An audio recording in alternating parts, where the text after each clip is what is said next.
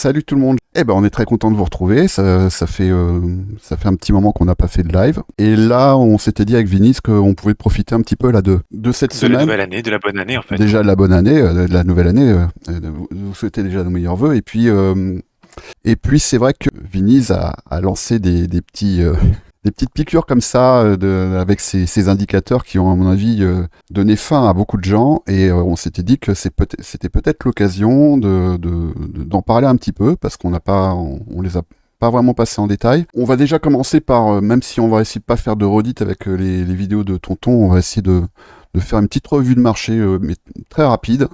Après, moi, je vous enverrai vers les briefs de Tonton, y compris les briefs publics, d'ailleurs. Si vous n'avez pas accès aux briefs de l'école, j'ai envie de vous dire, qu'est-ce que vous attendez? Parce que si vous n'êtes pas capable de mettre 40 € par mois pour vous former dans le trading, moi, je pense que le marché, à un moment donné, il va venir vous les prendre, ces 40 €, mais en x10 ou en x100. Donc, voilà. Bon.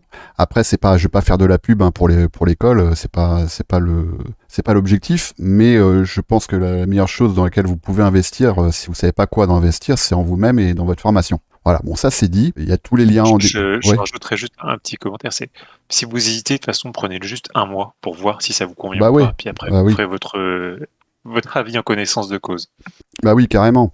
Vous pouvez aussi tester le salon VIP éventuellement, même si le salon VIP s'adresse quand même à des gens qui ont quand même des connaissances un petit peu techniques de base, parce qu'on c'est pas une école à proprement parler, c'est un salon dans lequel les gens viennent trader. Donc si vraiment vous voulez vous former, l'école pour ça c'est top, comme c'est indiqué ici. J'en profite pour rappeler que le salon VIP il est accessible à tous, puisqu'il est basé sur les volumes que vous avez en tant qu'affilié Bitget.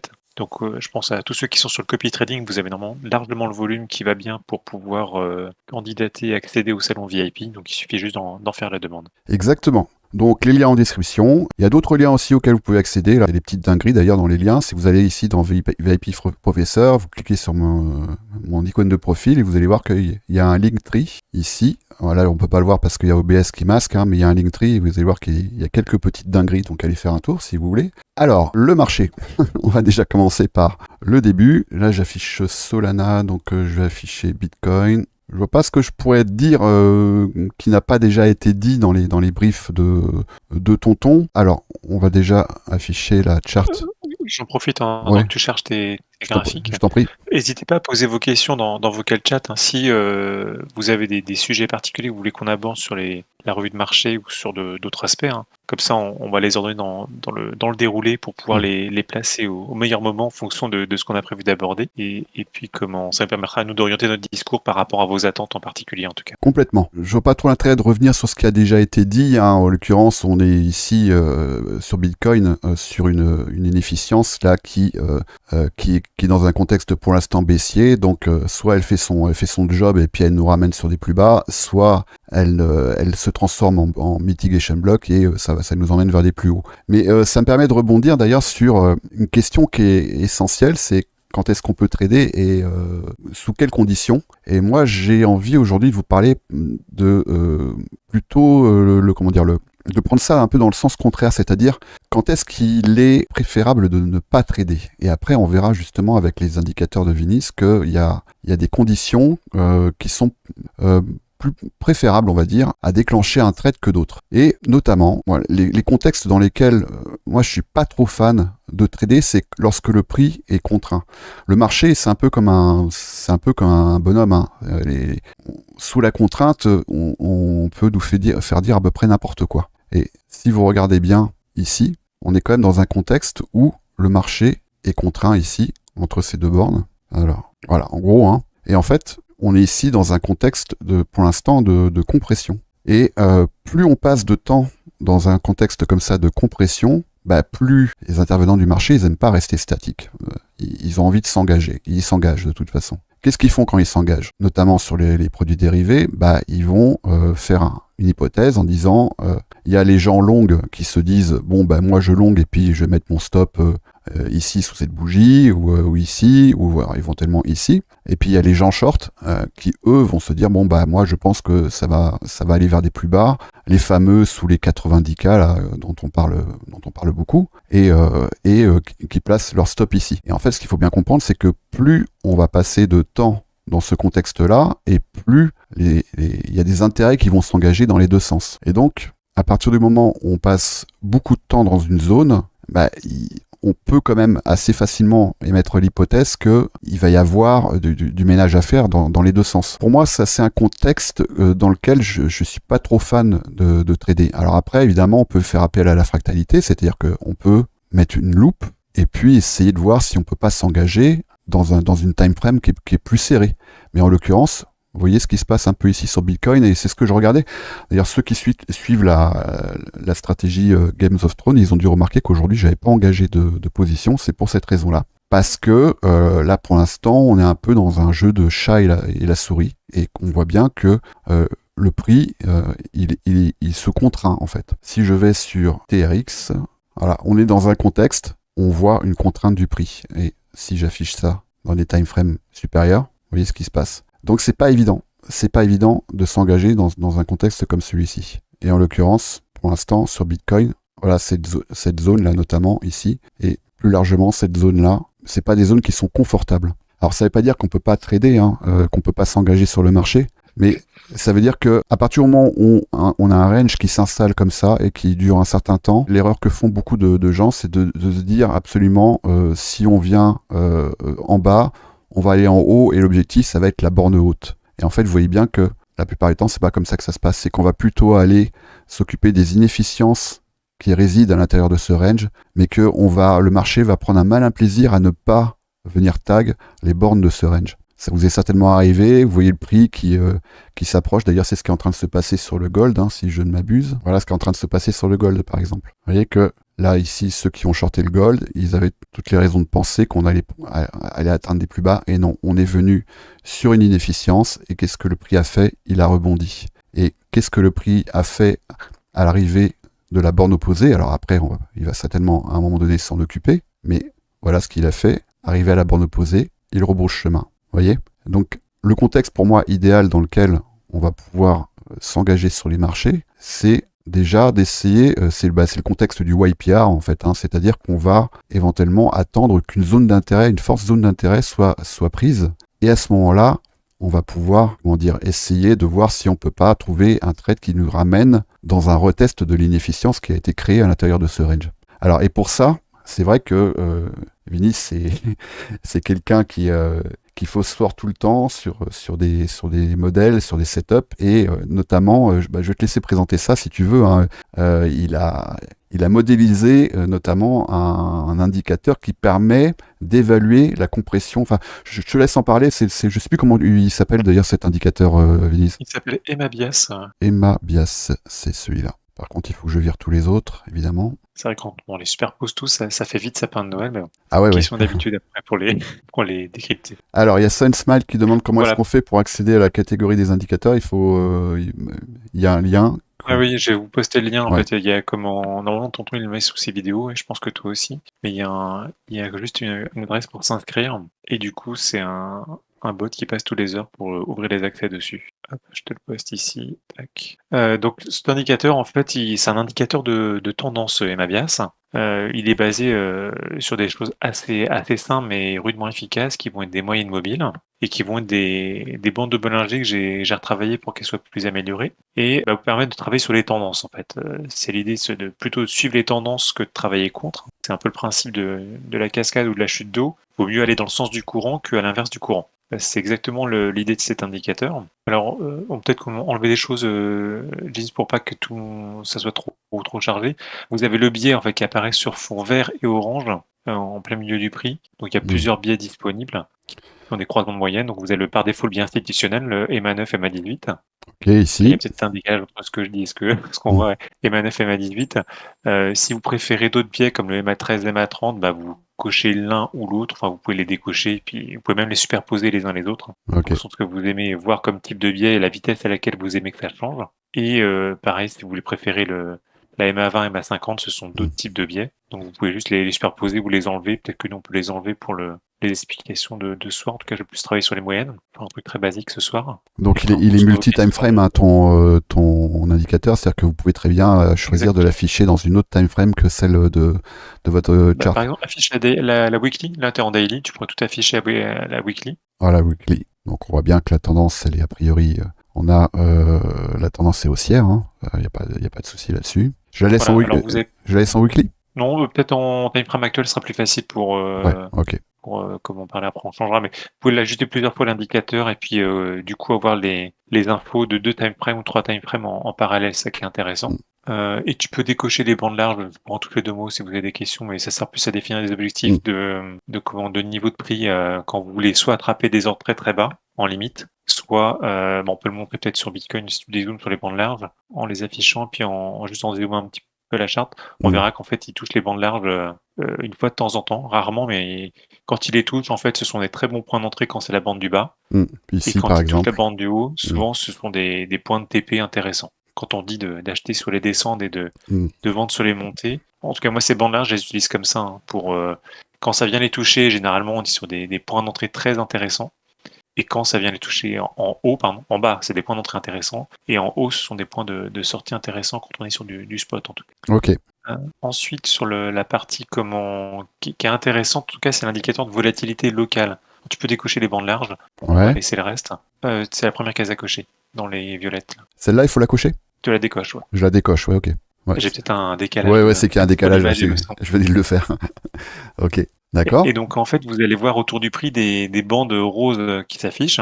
Ici, là. Tu peux enlever les options, ouais, voilà. Et en fait, ça va nous permettre de voir. Alors, je sais que ton truc utilise beaucoup l'indicateur de volatilité. Là, l'idée, c'était de travailler sur la volatilité locale. C'est-à-dire qu'au lieu de travailler sur la volatilité long terme d'investissement, là, c'est censé servir pour faire plutôt des swings, de se dire, tiens, quand j'ai les bandes de compression, en tout cas, moi j'appelle ça les bandes de compression, qui s'affichent avec un encadrement du prix sur fond rose. Là.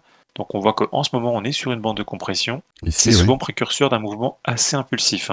Typiquement, on voit là où tu as ta souris. Mm. Alors, excuse-moi, je vais dire la date parce que sinon, il y a un décalage vers le 9, là. On voit que le 9, il Ouais. y avait le 9 janvier. Mm.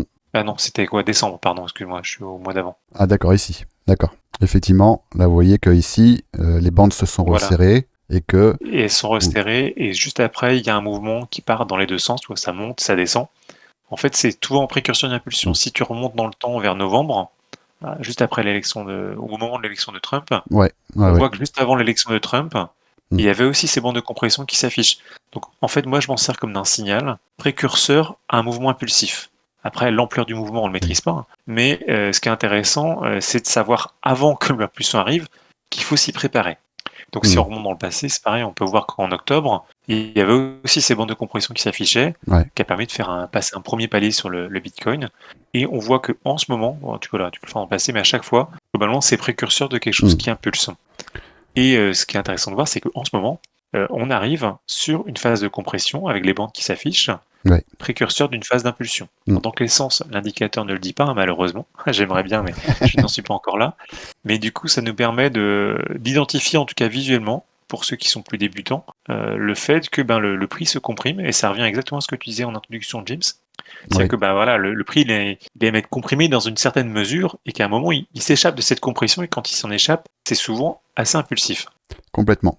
Et voilà, ce que tu disais en introduction, en fait, c'est la traduction illustrée de ton propos, finalement, qui permet pour ceux qui en ont besoin, qui ont peut-être moins de recul sur l'analyse du prix, d'avoir des éléments pour vous aider finalement à dire tiens, attention, il y a un truc qui se prépare. C'est peut-être pas trop la peine que je me positionne en milieu du range, parce que globalement, ça va partir d'un côté ou de l'autre. Mais si je suis au milieu, ça va pas bien se passer pour moi. Ouais, ouais. Donc voilà, ça c'est Mm. pour dire un mot sur les bandes de compression.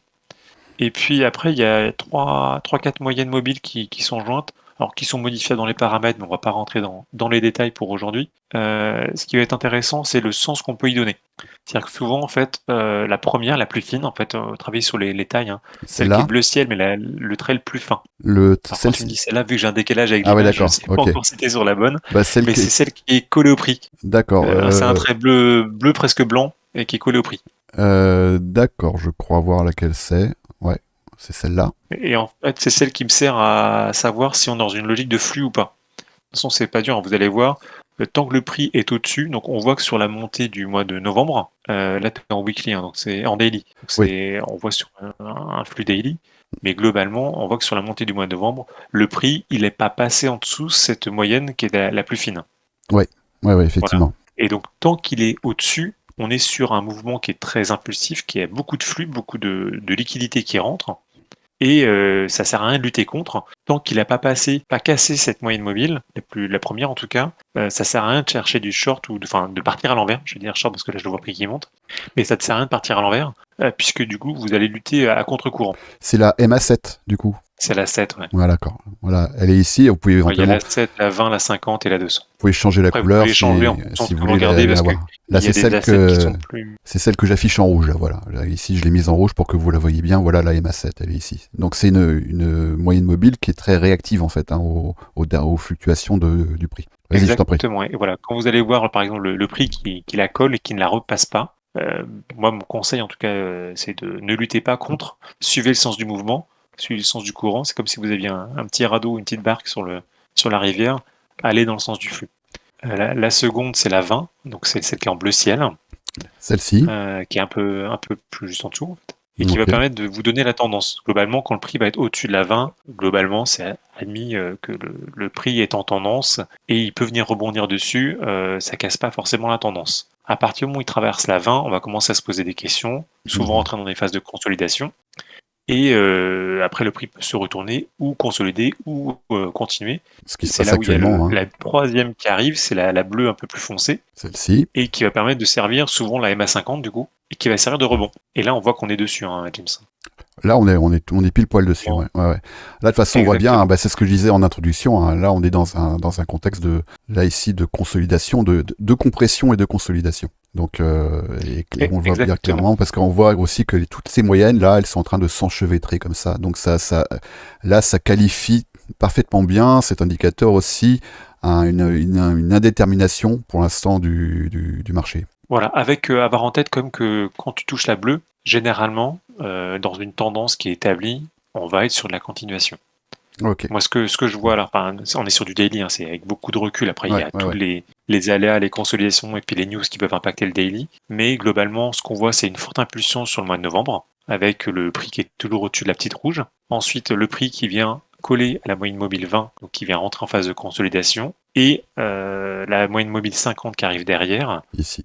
qui est depuis début 2025, là, on est sur Mm. la MA50, qui pourrait être un facteur de relance pour reprendre la suite de la tendance. On voit que le prix, il a traversé la MA50 et il y a eu ici une réaction et qu'il est repassé au-dessus assez rapidement, en quelques jours, quoi. Voilà. Ouais. Ce qui serait intéressant, peut-être, James, de montrer, Ouais, tant qu'on est sur des hauts time frames, puis après, je pourrais le montrer sur des petits time frames pour rentrer plus dans les détails, parce ouais. que je vois que Il y avait une question là. Saint-Voltaire pose la question du scalping, donc on Mm. va prendre un exemple scalping pour que vous puissiez voir.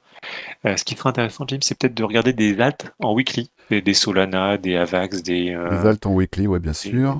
ou des Alors, XRP, par exemple. XRP, voilà.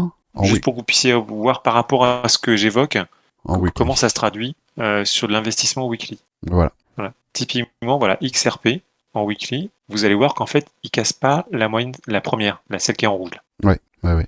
Ça veut dire qu'en fait, enfin, vous le voyez, hein, c'est un flux Mm. très très fort, mais tant qu'on n'a pas cassé cette moyenne rouge, il n'y a pas de logique de retournement à prévoir, Mm. ni de consolidation en fait. On est sur la même chose que ce qu'on a voyé sur Bitcoin tout à l'heure en daily, sauf que là on est en weekly, donc c'est pour montrer la puissance du mouvement. Globalement, le prix il consolide pour toucher sa moyenne mobile 7, là la rouge, et tout de suite il rebondit. Comme on Exactement. voyait le Ouais, Bitcoin tout à l'heure en tendance sur du daily. ouais, ouais. Donc sur XRP, pour moi, en l'état, après on verra sauf news, sauf choses qui signent noir et ainsi de suite, mais on est sur quelque chose qui est en énorme flux et on est loin de faire une conso encore. C'est Donc marrant, ça me vraiment, fait c'est du penser très léger à. retracement. Ça fait penser à une charte que j'avais partagée il y a très longtemps. On était ici. On devait être dans cette zone sur Shiba. Et j'avais fait une vidéo, vous la retrouverez, elle doit dater de octobre ou novembre 2023, où je disais attention, il va probablement se passer quelque chose sur Shiba, on était ici. Et si je mets là ton indicateur, à l'époque je l'avais pas, mais on voit bien qu'ici il y a une Tu vois la forte. compression déjà, puis Ouais. après Et ça part. après, il s'est passé ce qui s'est passé, hein. Effectivement. Non, mais c'est super. Puis là, Et, du coup, c'est très visuel. alors, typiquement, on parle beaucoup des imbalances, et puis, en tout cas, il est très basique à utiliser pour des gens plus débutants. C'est une bonne entrée en matière pour arriver à prendre des positions de manière simple, sans trop calculer, se prendre la tête et apprendre tout le jargon d'ICT. Typiquement, quand vous cherchez du retracement pour rentrer, c'est un bon exemple à ton Shiba, Hmm. puisqu'on voit qu'il il est parti vraiment comme une fusée, hein. là où tu as la souris en février Ah 2024. bah oui, oui, oui, oui, oui. Donc t'as la première moyenne mobile quoi, qui a été cassée, on va dire aux alentours de mars-avril. Enfin, je vois pas très bien, mais c'est à peu près ce que je devine. Oui, fin Il a février même. Ouais. Fin février, ouais. et donc tu vois la Mm. bleue, comment elle joue son rôle de rebond sur le retracement. Ouais, complètement.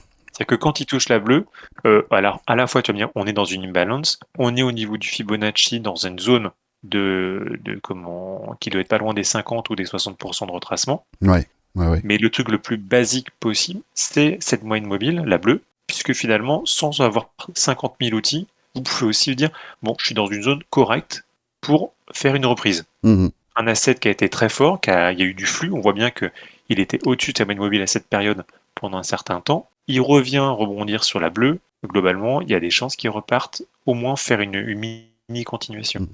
Et on voit qu'il la tient. C'est intéressant parce que pour ceux qui sont dans l'école, vous savez qu'il y a encore ce triptyque qui est enseigné, même si on s'en est un petit peu écarté, de localisation, momentum et structure. Vous avez ici, donc en termes de localisation, les moyennes mobiles qui vous permettent de déterminer les zones dans lesquelles il est intéressant de se positionner, ou de commencer à prévoir de se positionner.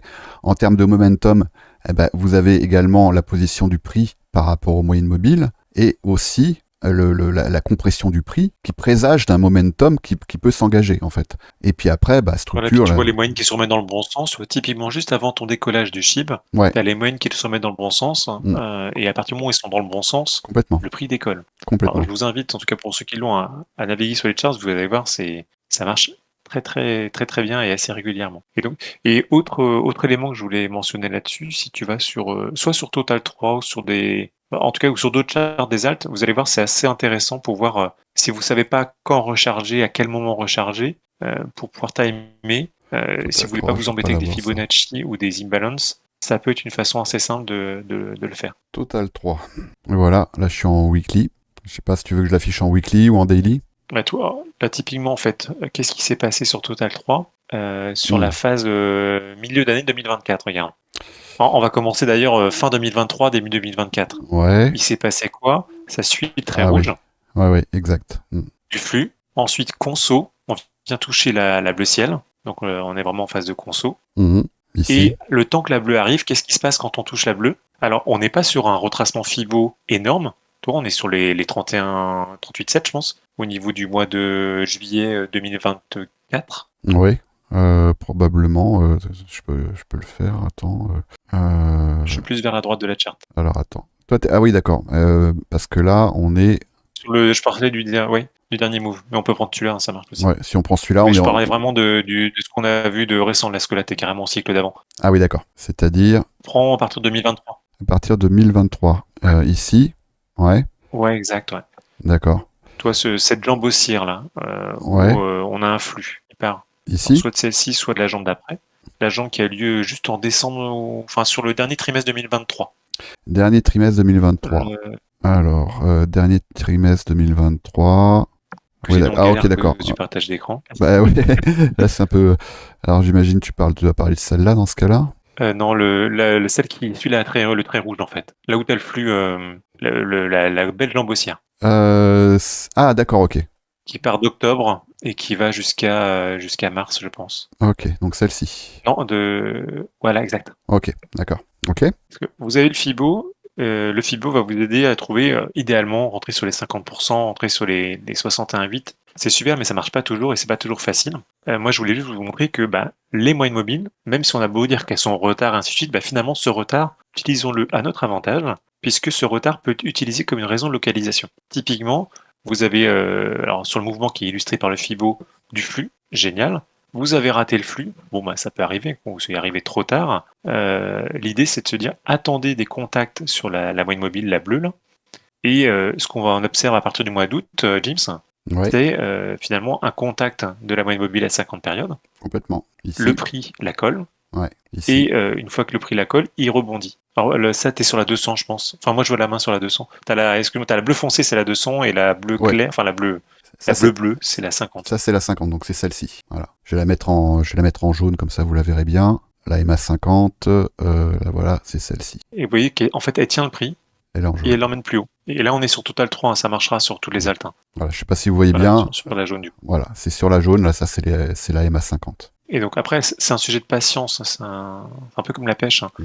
C'est que vous avez raté vos entrées, vous voulez pas rentrer en haut du cycle parce que du coup, il y a retracement potentiel. Le sujet, c'est être patient et se dire, ben, je vise un retour sur la moyenne à 50 périodes, la jaune. Et finalement, vous voyez que quand le prix revient, alors comme par hasard, vous allez retrouver les bandes de compression qui s'affichent autour. Ici. Et quand vous avez, suite à une impulsion, donc l'impulsion qu'on voit du début de 2024, hein, ensuite les bandes de compression qui arrivent, un retour sur la moyenne jaune, bah, le prix fait quoi derrière? Il rebondit. Et de toute façon, Et même... si tu remets Bitcoin tel que Bitcoin était dans la charte qu'on montrait au tout début, il a la même config, sauf qu'il n'y a pas la fin de la charte. Même graphiquement, hein, vous voyez, si vous faites ça, ça et ça, vous voyez, la compression, on peut aussi la matérialiser de cette façon-là. Hein. Souvent, ça prend la forme d'un triangle. Et voilà, mais l'idée, toi, c'était vraiment faire pour quelque chose pour les gens qui veulent pas s'emmerder avec des figures, des chartismes et tout ça. Le truc le plus basique possible pour déjà comprendre ce qui se passe et savoir comment agir en fonction de ça. Alors ça, d'autant plus que, alors je sais pas, j'ai pas vérifié, hein, mais tout ça, vous pouvez aussi, si vous voulez, si vous avez des assets en surveillance, vous mettre des alertes. Donc vous avez ici dans Alerte, Total 3, et là, je pense que Emabias, et vous pouvez, comme ça, voilà, par exemple, vous dire, avoir une alerte lorsque la MA7 passe au-dessus de la MA13, par exemple.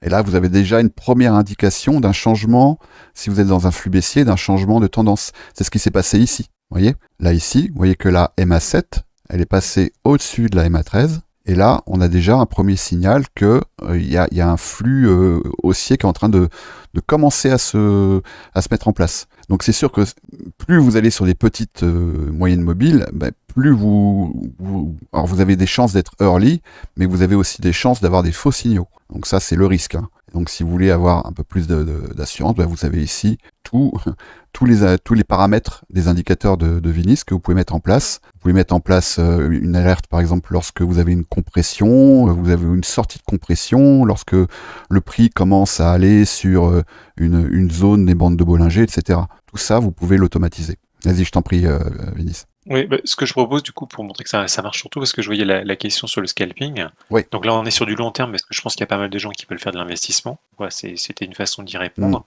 Je te propose qu'on est peut-être sur le Bitcoin pour... parce que j'ai posté pas mal de charts hier dans les salons. Mais de toute façon, pour rebondir un peu sur la... Je pense qu'on peut en partager un cas pour montrer le principe. Pour rebondir un petit peu sur la question de Saint-Voltaire, je sais pas si ça se prononce comme ça, l'action du prix est fractale. Donc en fait, si j'enlevais là le weekly, je pourrais très bien te dire que là on est sur une charte en une minute, tu n'aurais pas vraiment de raison de mettre en doute ma parole. Donc ce que tu vois ici sur l'action du prix en weekly, ça va fonctionner de la même manière en daily, en 4 heures. Voilà, il faut juste évidemment que tu actualises la time frame de référence de tes indicateurs, mais tout ça, ça va fonctionner. Alors, donc, on va se mettre BTC, USDT, on va se mettre sur les perpétuels, et on va prendre la charte de budget, par exemple. Voilà. Et donc, on se qu'on se mette en 5 minutes, peut-être pour démarrer, puis en 5 minutes, ce qui s'est passé hier en début d'après-midi. J'ai déjà des annotations sur celui-là. C'était hier. Je vais afficher une charte vierge. Voilà. Donc là, tu vois, graphiquement, un Saint-Voltaire, il n'y a pas vraiment de différence entre cette charte ici en 5 minutes et ce que je t'ai affiché tout à l'heure en weekly. C'est l'action du prix, c'est l'action du prix en fait. Ok, vas-y, je t'écoute. Alors, ce que je te propose, c'est qu'on reparte hier début d'après-midi, vers le 15. Alors, le 15, début d'après-midi, donc vers 9h, 8h, heure de New York. Moi, je suis en horaire US. Je suis horaire US, ouais. Ma déformation de trader d'indice. Non, vers 9h du matin, du coup, pour toi. Vers 9h du matin, pour moi, ok. Voilà, ici. Là, il est 9h. Et, voilà, et en fait, c'est le même manège, en fait, que je voulais vous montrer. Est-ce que moi, j'appelle ça un petit manège parce que je l'ai repéré, et du coup, une fois qu'on l'a repéré, c'est assez facile de jouer avec. Qu'est-ce que je vois? En fait, bon, il y a la compression qui a lieu avant le mouvement, le matin, là, vers 7h, 7h30. D'ailleurs, on voit que ici. C'est rapide, mais la bande de compression s'affiche. Tout à fait. Juste avant que ça parte, vers 7h30. Ouais. D'ailleurs, attends, je vais afficher... Et après, le mouvement commence. Je vais afficher Time and Cycles, comme ça, pour avoir que ça correspond ensuite... Tout ça, c'est des confluences d'éléments. Hein. On voit que bien ici que le prix, il vient prendre le plus bas de la session londonienne, et que Ensuite, on assiste à une compression ici du prix, et que là, la moyenne mobile 7 passe au-dessus de la moyenne mobile 13, et là, le prix... En fait, elle se réaligne. Vous allez voir Ouais. comment ça se réaligne, c'est plutôt très bon signe. C'est que du coup, c'est un peu comme si les planètes s'alignaient. Et donc là, ce qu'on voit, c'est qu'il y a eu l'impulsion. Alors, c'était la news, hein, il me semble, qui est tombée hier, c'était sur le CPI. Oui. Donc après, le sujet, ce qui est compliqué, c'est que c'est pas facile de traiter les news, on sait jamais dans quel sens ça va partir. Donc moi, perso, je les traite pas. J'attends de voir ce qui se passe. Ce que je constate, c'est le prix qui décolle. On voit hein, sur la bougie de 8h30, Oui. le prix part, dès qu'il y a la publication, le prix s'envole. Le prix 8h30, elle est ici, cette bougie. Donc c'est cette bougie-là. Donc Exactement. là, on est sur l'ouverture de Il est au-dessus Chicago. de la rouge, donc il y a du flux. Ouais. C'est-à-dire qu'il y a de la liquidité qui rentre, Mm. et ça pour moi c'est bon signe. Ça veut dire que ça me donne un sens de travail déjà. D'accord ? Ok. Ensuite, comme tout, hein, chaque fois qu'il y a un flux, à un moment ça consolide, hein, ça s'arrête, hein, c'est pas infini. On arrive, on casse la bleu ciel, on est en mode consolidation, et à un moment arrive la jaune, Ici. qui va du coup jouer la relance. Alors oui, on n'est pas du tout sur un retracement de Fibonacci ou autre chose, hein. On est sur une condition pour moi de localisation avec du retard qui me permet de jouer des relances. Alors moi je les joue en 7 minutes, hein. Je sais pas si tu te rappelles James, mais du coup, quand je joue là-dessus, moi je cherche à ce que ma moyenne jaune tombe sur le bas du range. Ça, j'avais Pourquoi ? fait... Parce que souvent, tu as une petite chasse aux liquidités qui est très légère, mais il y a une toute petite avant que ça reparte. J'avais fait une vidéo il y a quelques temps où je parlais justement des time frames exotiques. Vous la retrouverez, hein, c'est dans mes market reviews, mais c'est vrai que moi j'utilise beaucoup ces time frames exotiques et comment dire, ça c'est vraiment en y allant par essai-erreur en fait. Hein, c'est-à-dire que en gros, voilà, si je me mets en 7 minutes et si je reviens sur le au même endroit, voilà. Et on se retrouve ici. C'est ici, j'imagine que tu as dû avoir un signal, toi. Voilà, exactement. Ouais. Et donc, en fait, moi, ce que j'ai vu, c'est l'impulsion, donc, dont je te parlais, qui est au-dessus de la moyenne rouge. Ensuite, conso, les bandes de compression qui apparaissent vers entre 10h et 11h. Et suite à ça, le contact sur la moyenne 50, la jaune, le contact avec ici. tout bonus, une petite chasse au stop. Donc du ici. coup, moi, ça me donne l'information que si j'ai une structure haussière juste derrière, et on a un break aussi dans la foulée, ça me permet de relancer et de jouer la relance. On voit bien ici, hein, si on fait appel un peu au concept de ICT, hein, ici on voit bien qu'on a un contact avec la MA7, et ici on a un displacement, et donc on avait une entrée parfaite ici, à l'entrée de cet imbalance. Et moi, en règle générale, ce que je fais, c'est que je mets un stop sous la bougie qui précède l'imbalance, peu importe la time frame, hein, ici on est en 7 minutes, et puis voilà. Et puis moi je joue carrément au break de la baissière. Tu vois la baissière qui a été chassée les stops ? Ouais, celle-ci. Je rentre au break. Tu rentres au break, d'accord. Oui, oui. Après, et puis ensuite... Et stop sous la bougie qui a été chassée les stops. D'accord, donc la bougie qui a été chassée les stops, c'est celle-ci, donc tu te mets plus bas, toi ton stop tu le mets plus bas. Tu l'as mis. Je le mets quelques ticks en dessous. D'accord. J'attends que l'image s'affiche parce que j'ai 10 secondes de décalage. Ah bah oui. Mais oui, ça ressemble à ce que tu es en train de dessiner. Ouais, ok. Voilà, moi c'est vrai que j'ai un profil en fait, un peu agressif. Plutôt que de prendre le risque de jouer la news et d'être à l'envers, j'attends que le flux, au sens le courant se mette en marche, et je suis la rivière dans le sens du courant, en attendant le bon timing pour monter à bord. Donc pour moi, si vous voulez des choses basiques, sans apprendre ICT par cœur, de jouer à apprendre les concepts d'imbalance, de BPR et tout ça, enfin si c'est trop compliqué pour vous, faites du basique. Là, c'est vraiment du basique de chez basique. Faites de la continuation, c'est assez simple à gérer. Ça fera pas des gros trades, hein. N'allez pas croire que ça va faire des milliards, mais c'est ça, des petits trades consécutifs qui font que c'est facile à jouer et vous êtes dans le sens du flux. Bah là, si on avait... moi j'ai été chercher des 3 ou des 4 pour 1, facile. Hein. Là, si on avait juste fait, voilà, ici prise de stop, on attend la confirmation, le contact, et qu'après, ça nous on target le sommet de la session new-yorkaise, bah, ça nous faisait déjà un 3 pour 1. Bah, si vous enchaînez des 3 pour 1, même avec un win rate de 40-45%. Mais on va l'enchaîner, James. Va quelques minutes plus tard, déroule. Tu vois bien que les bandes de compression réapparaissent derrière. Ouais, ici. On a à nouveau un contact ici avec le... Alors là, on ne peut peut-être pas rester en 7 minutes. Peut-être repasse-toi en 5 minutes peut-être pour mieux le voir. Alors, en fait, le problème, c'est qu'il faut jongler avec les time frames pour trouver le bon passage. Donc, voilà, on retourne au même endroit. Ici, on a la compression, on a le prix qui vient ici au contact de la MA7. De la 50 dans la compression, après une impulsion. Donc tu vois, tu as eu l'impulsion sur lequel on a pris notre TP, l'impulsion de 15h30, Ouais. 15h30. 15h30. Ensuite, après cette impulsion, le prix retombe, compression, recontact avec la jaune, et je re-rentre. Et je refais un deuxième. Voilà. Et là, pareil, on avait une zone de TP idéale qui était le sommet de la session new-yorkaise. De toute façon, il est quand même assez rare. Et tout ça, je les ai postés en live pour les élèves hier pour qu'ils puissent en profiter. Donc voilà, c'est des trades. Quand il y a du flux, c'est des trades qui peuvent être joués. Ouais, ça. Là, de toute façon, ça rejoint vraiment des concepts que ICT a décliné dans ses mentorats où il parle de configuration du marché qui précède des mouvements impulsifs et violents. Et c'est tout à fait ça. Alors bon, lui, il va expliquer ça d'une façon juste avec l'action du prix. C'est vrai que oui, j'essaie de le rendre très, très vulgarisé pour que ce soit accessible à tous, mais on retombe sur les mêmes choses derrière. C'est juste que c'est une façon plus facile de les appréhender. Non, mais c'est super parce que là, c'est très graphique et puis surtout.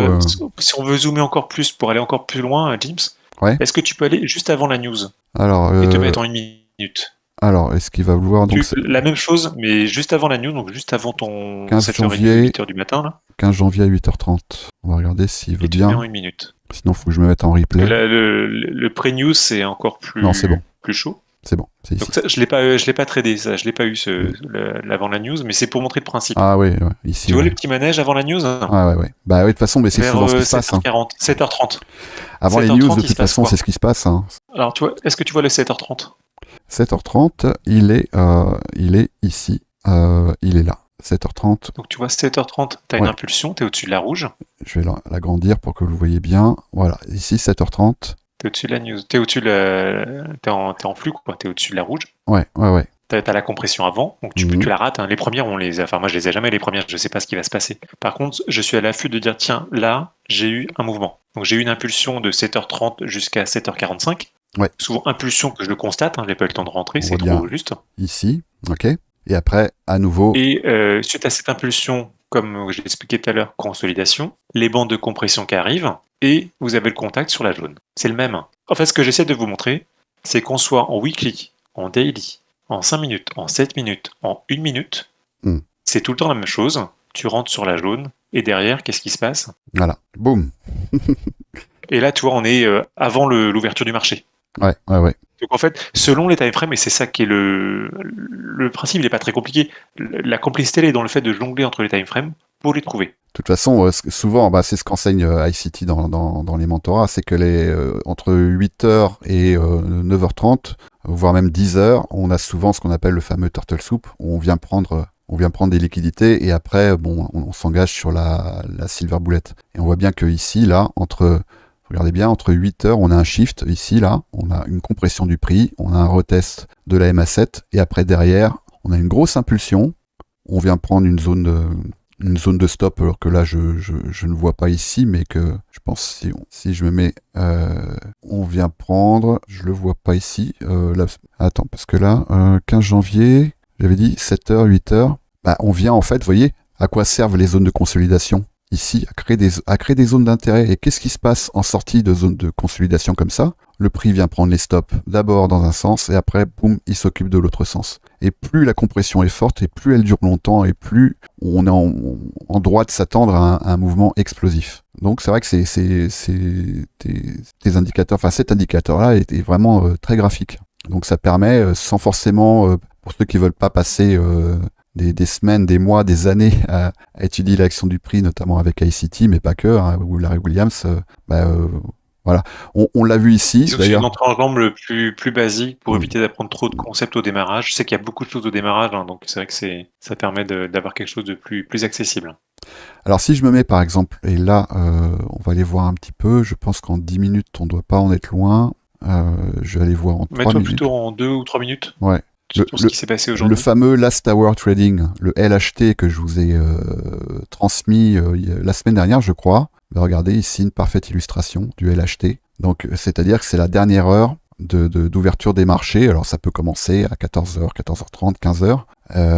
Et regardez ce qui se passe ici. Pareil, là, ici, je suis en 3 minutes. Je pense que si je me mets en 2 minutes, ce sera peut-être encore plus. On a ici une compression du prix. On a un retest de la MA7 ici. On a, je pense, un displacement qu'on va voir Ici, on le voit Tu là. peux carré prendre, James, prendre t'étais en 2 minutes, hein, la remontée de cet après-midi. La remontée de cet après-midi, C'est-à-dire ouais, juste après la Silver Belette. ouais, c'est ici, c'est 10 heures, c'est ça. Là, Voilà, t'as un flux là. là, je suis en une Et au-dessus de minute. la rouge, t'as un Mm. flux. Donc vers 10h50, 11h, t'as un gros flux. Ouais, Et au-dessus de la rouge. mm, Bon, ouais, il n'est pas ici. forcément facile à prédire, tu peux pas rentrer dedans facilement, Mm. parce que du coup, tu peux que le constater. Par contre, le fait de le constater que tu as un flux, tu attends la phase de conso, ce qui se passe juste après, Ici. tu as les bandes de compression qui apparaissent, Mhm. contact de la jaune, tu prends le trade. Ici. Voilà. Compression, elle est là où t'es, après tu Ouais, as la ouais. jaune qui vient en contact, Ouais, ouais. et tu prends le trade en continuation en fait. Et tu te Com- prends la deuxième vague en fait. Complètement, avec un Voilà, stop voilà, c'est pour vous éventuellement. donner quelques Mm. exemples très variés Mm. de comment l'utiliser, et le setup est pas très complexe, et ça vous permet de prendre des petits mouvements en continuation d'un flux que vous avez raté. Bah En là, fait, faut bien. Ouais, ouais. c'est un setup de retardataire, James. Ouais, non, mais c'est bien. De toute façon, là, on est sur quelque chose qui pourrait s'apparenter un peu au R2D2, un des setups qui est enseigné dans le trône, mais là, avec comment dire, un contexte graphique qui est quand même très visuel, très clair. De toute façon, dès que vous voyez une compression, vous savez qu'il y a quelque chose qui se prépare. Alors, si vous ajoutez à ça l'autre indicateur de Vinis que moi, je crois que c'est mon préféré, c'est Time and Cycles. Sur le Ouais. temps, parce que moi je traite beaucoup avec le temps, je radote même là-dessus, mais parce que pour moi ça n'a pas de sens d'envisager le prix sans le temps. Bah, quand vous mettez ça, le contexte des sessions boursières notamment, le contexte des bornes de range, qu'elles soient daily, comme on le voit ici, et si vous regardez bien, à chaque fois que on a le tag d'une borne, que ce soit daily ou weekly, vous voyez que le prix, il opère une réaction. Ça ne veut pas dire qu'il va aller s'occuper de la borne opposée, mais ça veut dire qu'il y a toujours, une fois que le travail est fait, c'est pour ça qu'on parle de livraison du prix en fait, une fois que le prix est livré, eh ben, il y a une partie du travail qui est fait. Et là maintenant, après, le marché, la plupart du temps, il s'occupe du reste du travail qui est fait, qui est de l'ordre du rebalancing. Et là, en l'occurrence, on voit bien que c'est ce qui s'est passé ici. On a eu, par exemple ici en weekly, le tag là de ces deux bornes weekly, et après, on est venu rebalancer. Et qu'est-ce qu'on est venu rebalancer ? Là, je vais enlever les indicateurs. Qu'est-ce qu'on est venu rebalancer ? Une inefficience. Après, il y a eu une réaction. Ensuite, ben comme souvent, à partir du moment où on a ce genre d'influx, beaucoup se disent c'est bon, je peux m'engager, je mets mon stop ici. Qu'est-ce qui se passe ? Le prix, il dit hop, hop, hop, hop, hop. Où est-ce que tu vas, toi ? Il revient, il casse les pattes arrière à ceux qui se sont engagés, qui ont mis un stop ici. Et qu'est-ce qu'on a ensuite ? Directement, on a encore à nouveau un rebalancing. Jusqu'à ce que ce rebalancing, il se transforme en continuation ou en rejet. Et là, en l'occurrence, pour l'instant, voilà pourquoi je vous disais en début de vidéo que pour moi, c'était pas une zone qui était très confortable, parce que pour l'instant, on ne sait pas en quoi cette zone-là va se transformer. Est-ce qu'on est ici toujours dans un contexte de rebalancing ? On voit bien que là, on est en train encore de venir travailler ici, cette CB ici, donc cet enchaînement d'inefficience. On voit bien que le prix, actuellement, qu'est-ce qu'il fait ? Il consolide à l'intérieur de ça, mais on n'a aucun moyen de savoir si le projet, c'est d'aller vers des plus hauts, ou de venir éventuellement sortir les petits malins ou les très malins qui se sont engagés ici, qui ont mis leur stop sous cette mèche. On ne peut pas savoir. On est obligé de réagir. Et c'est vrai que pour ça, l'indicateur de Vinis, il nous donne quand même des indications qui sont très précieuses. Voilà. On voit par exemple qu'ici, on est dans ce contexte-là du LHT, donc Last Hour Trading. À présent, il est 15h30. Et qu'est-ce qui se passe ici ? Voilà, c'est assez intéressant. D'ailleurs, je ne l'ai pas noté tout de suite, mais je pense on va le voir en 2 minutes. On a quelque chose qui pourrait ressembler à un immediate rebalance. Immediate rebalance, c'est-à-dire que le prix ne laisse pas d'inefficience. Et on a ici une compression qui pourrait nous laisser penser que le prix est prêt à aller vers des plus hauts. Donc, si je me mets en 5 minutes, pour l'instant, on n'a rien. Pour l'instant, peut-être qu'en 15 secondes, voilà, on voit que le prix ici est revenu au contact de cette MA7 en 15 secondes. Et qu'est-ce qui s'est passé derrière ? On a eu un influx. On a eu un influx et un retest ici de cette inefficience. Donc c'est vrai que la zone idéale pour rentrer, c'est d'attendre le retest d'une inefficience qui a été créée. On la voit bien ici en 15 secondes. Donc non, mais c'est super intéressant. C'est vrai que là, vous avez un outil qui permet... voilà, là, on voit bien en 15 secondes que fait le prix. Maintenant, il va aller s'occuper de la zone opposée, du sommet. En l'occurrence, il s'est déjà occupé de la New York AM, mais il y a après ce qu'on appelle la lunchtime. Et la lunchtime, On l'a ici. J'ai enlevé mes. C'est une zone de consolidation, souvent. Si vous pourrez consulter une vidéo d'ICT qui s'appelle One Setup for Life. Voilà, oui, il parle de ce setup, qui est le setup de la lunchtime. Donc c'est entre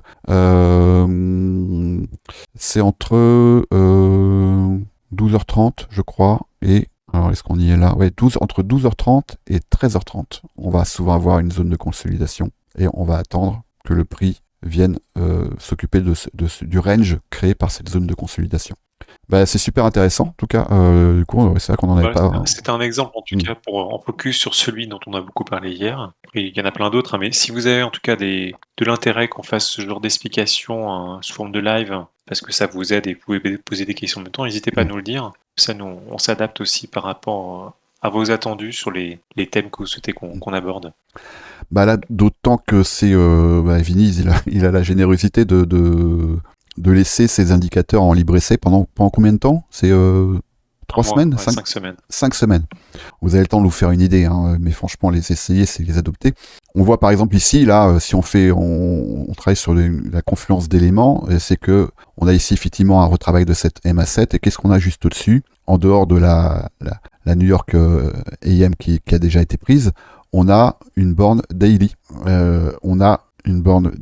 Alors, est-ce qu'elle a déjà été tag? Ici, vous voyez, on voit que là, on a une bougie, on a un plus haut, le plus haut d'hier. Est-ce que c'est le cas? Oui. Donc c'est vrai que ça fait un point de rendez-vous qui, à mon avis, et là on est au 100 866.1 sur Bybit. Ben, c'est super intéressant. Est-ce que vous avez des questions? Je regarde un peu dans Vocal Chat si il y a des questions. Alors donc la question du scalping, ça on y a répondu. XRP réagit très bien aux imbalances. J'ai un très bon taux de réussite en M5.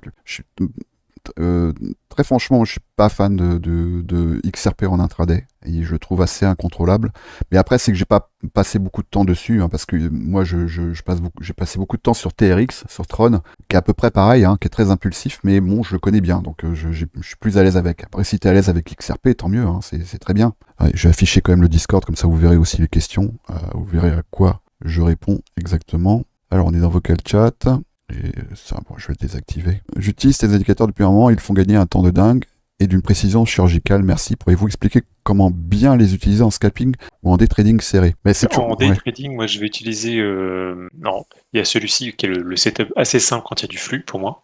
Dès que vous voyez qu'il y a une impulsion que vous avez ratée, moi je m'en sers personnellement comme le coup d'après en fait, pour en prendre la suite tout simplement. Et sinon, je me sers beaucoup autrement de l'order block. Peut-être qu'on fera une séance dédiée sur l'indicateur order block qui est extrêmement précis sur les zones d'entrée-sortie en tout cas. Alors, est-ce que je l'ai mis celui-là? Les imbalances aussi que j'utilise beaucoup en multi-time frame. Peut-être que tu peux le. Alors, je vais avoir sur une autre chart, je vais le remettre. Indicateur, invitation, order block, c'est celui-là. Voilà. Mais voilà, je vais enlever les autres. Bon, bah là, c'est pareil. Hein, là, ça fait vraiment appel au concept notamment de ICT, de Larry Williams, sur ces blocs d'ordre, en fait. Hein. Un order block, la traduction, c'est un bloc d'ordre, en fait. Tu vois, c'est la précision, c'est le fait que le prix, alors même si le prix traverse des fois, il y a toujours réaction, en fait. Ça qui est intéressant, c'est que le prix va s'arrêter dessus. Après, il va réfléchir, il va soit continuer, soit rebrousser chemin, mais l'order block, tel qu'il est modélisé sur cet indicateur, il génère la réaction. C'est-à-dire que c'est une zone d'arrêt, en tout cas, du prix. Ouais. Et ça que je trouve intéressant à observer, parce que du coup, ça vous sert, vous, à soit avoir des points d'entrée ou de sortie, et se dire, en fonction de la réaction suivant ce contact, je peux décider d'agir d'une telle ou telle manière. Alors, et toujours pareil, tout ça, c'est fractal, hein, c'est-à-dire que, voilà, là, vous voyez, par exemple, je l'affiche ici en 5 minutes. Je le montrais sur ETH-BTC, je crois, aux élèves hier, James, l'order block. ETH-BTC. Du coup, sur la réaction d'ETH hier qui a un peu performé par rapport à Bitcoin, si tu prends ETH-BTC en 1 heure, en horaire. Ouais. On a eu ici effectivement une réaction. Je viens de voir en plus une zone que j'avais repérée qui vient de s'allumer. Voilà, typiquement, hier, il y a eu le push d'Ether par rapport à Bitcoin. Ça a tapé où? Dans la zone rouge de l'order block. Et alors, pour être précis, ici, ça a tapé pile poil sur le milieu du breaker block. Je sais pas, peut-être que tu peux zoomer parce que le breaker il est en pointillé, on le voit pas très bien. On le voit ici. Voilà, il y a qu'un breaker block et par-dessus un order block. Et donc finalement, le prix il a été touché l'order Mm. block, mais il s'est arrêté aussi au milieu du breaker. Bah, le fameux setup de la licorne hein, que Keo affectionne, on l'a ici, hein, et là, effectivement, c'est très précis. Hein. On voit ici qu'on a... C'est hyper précis. Et si Ouais. tu vois la chute qu'il y a eu aujourd'hui d'Ether, il tombe où Mm. en bas? Idem dans le. Ah, j'ai pas la même chart parce que moi j'utilise sur. Alors, je suis sur Peut-être Bybit, qu'on a pas la même config par défaut. je vais peut-être me mettre sur Binance. Bon, c'est pareil. Mais il tombe sur un order block également pour l'instant. En tout cas, pour l'instant, il réagit au contact de cet order block ici. Voilà, exactement. Mm. Et toi, il tombe pile dessus. Donc bon, là après, Voilà, moi, ce que j'adore dans cet indicateur en termes d'intra, parce que vous parlez Mm. d'intra, c'est la précision pour gérer une entrée-sortie. Typiquement, moi, j'ai sorti des Ethers sur le bloc rouge du haut et j'avais prévu d'en rentrer sur le contact de la zone verte du bas. Là, c'est sûr que ça demande peut-être un peu plus d'initiation pour manœuvrer, C'est plus voilà, d'expertise, en effet. manœuvrer C'est ce pas le genre même. d'indicateur. C'est le niveau au-dessus de ce qu'on a vu juste avant, hein. Ouais, ouais, ouais. Mais on voulait démarrer par un truc Mm. simple aujourd'hui pour embarquer tout le monde si jamais ça intéresse. Mais voilà, si vous voulez qu'on aille plus dans le détail sur des concepts type Bah, ICT et comment ouais. ça peut vous aider, c'est des exemples. N'hésitez pas, hein, ceux qui sont dans le salon VIP, je le rappelle, hein, vous avez ici deux salons. Il y en a un qui s'appelle Apprendre Trading. Et là, je partage pas mal de setup.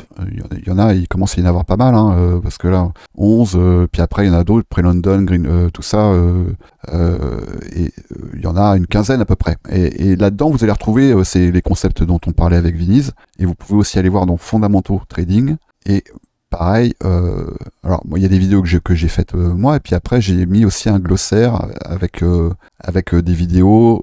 C'est pas exhaustif évidemment, hein, mais notamment d'ICT où il explique certains de ces concepts. Donc n'hésitez pas à y aller. Si vous n'êtes pas dans le salon VIP, bah, je le répète encore une fois, c'est super simple pour y aller. Vous avez juste à utiliser un lien d'affiliation, BitGate, et puis après c'est au bout de 2-3 trades, vous aurez accès à ce salon. Et donc vous pourrez accéder à tous ces contenus, notamment. Donc oui, alors, là, tous les concepts d'order block, de breaker block, c'est vrai que là, il faut quand même passer un peu de temps sur les charts pour. Il suffit pas d'avoir un indicateur qui vous les montre, il s'agit aussi de savoir qu'est-ce qu'on en fait. Je pourrais aussi vous parler des NDOG et des NWOG qu'on a dans l'indicateur Time and Cycles. Et ça correspond à des gaps souvent qu'on a à l'ouverture. Soit à l'ouverture des marchés, soit à minuit. Et on a également ce qu'on appelle les gaps de RTE, c'est-à-dire ce sont des gaps qui se créent entre la fermeture à 18h, à 17h pardon, et l'ouverture à 18h. Il y a souvent une zone de prix qui est revisitée par le marché, et ça constitue aussi des points de rendez-vous dont on peut se servir pour trader. Mais là, effectivement, vous voyez bien, c'est très graphique, hein. On les voit bien, ils sont ici marqués. Après, vous pouvez éditer l'indicateur, vous pouvez changer les couleurs si vous voulez. Vous pouvez même vous ajouter éventuellement des petits marqueurs qui peuvent vous aider éventuellement à placer votre stop loss, par exemple, et votre swing, vos prises de profit, pourquoi pas. Tout ça, vous avez des aides graphiques. Vous pouvez indiquer les market structure shift, etc. Donc tout ça, c'est très Il y a graphique. beaucoup de choses et je pense que je publierai, James, prochainement le Smart TSL, hein, enfin le stop loss intelligent. Ah oui, pourquoi pas, oui. Sur lequel Ouais, ouais. parce que du coup, on a dû pas mal bosser sur les bots là pour améliorer certains robots. Mm. Et du coup, on a basculé sur des suivis de tendance avec des stop loss évolutifs adaptés au price action. Mm. Donc je pense qu'on le rajouterait dans le lot. Peut-être qu'on en fera une séance, un de ces quatre. Oui, pourquoi pas, ouais. Ouais, ouais. C'est vrai que dans un premier temps, bon, après, il y a le démo trading, le paper, il faut toujours passer par là. L'inconvénient du paper trading, c'est qu'au bout d'un moment, il y a des variables psychologiques qu'on n'intègre pas parce que c'est de l'argent fictif. Et au bout d'un moment, notre cerveau, il a compris que c'était de l'argent fictif, donc on commence à faire moins attention. Donc de commencer déjà par engager des toutes petites sommes, et puis après d'augmenter un petit peu si vous voyez que les résultats sont là.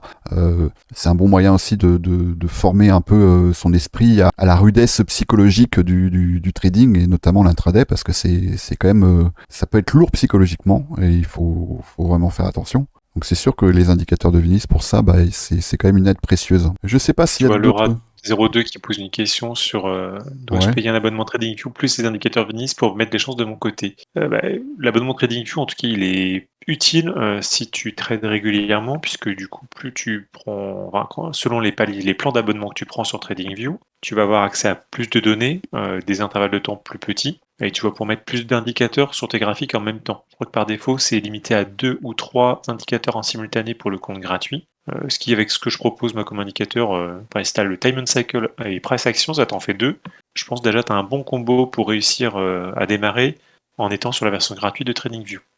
Après, si tu veux des choses plus élaborées, et que tu veux ajouter d'autres indicateurs, alors soit tu t'amuses à les enlever et en remettre d'autres à chaque fois pour pas dépasser les 2 ou 3 indicateurs limites, soit tu prends un plan payant de TradingView et tu auras beaucoup plus de souplesse. Après, c'est du confort d'utilisation. Mais je pense qu'il faut demander les témoignages. Je suis peut-être mal placé pour en parler, mais en tout cas, les retours que moi j'ai, c'est que les gens me disent qu'il y a énormément en temps d'analyse et en précision d'intervention sur leur graphique. Moi, pour parler concrètement de mon cas, moi avant j'utilisais beaucoup d'indicateurs et c'est vrai que quand j'ai commencé à publier des contenus orientés sur le price action, Viniz, il a rapidement, il déclinait les concepts, il en faisait des indicateurs, il me les envoyait, puis on travaillait dessus. Et à présent, en fait, je n'utilise quasiment plus que ces indicateurs parce que c'est exactement ce dont j'ai besoin moi pour mon trading.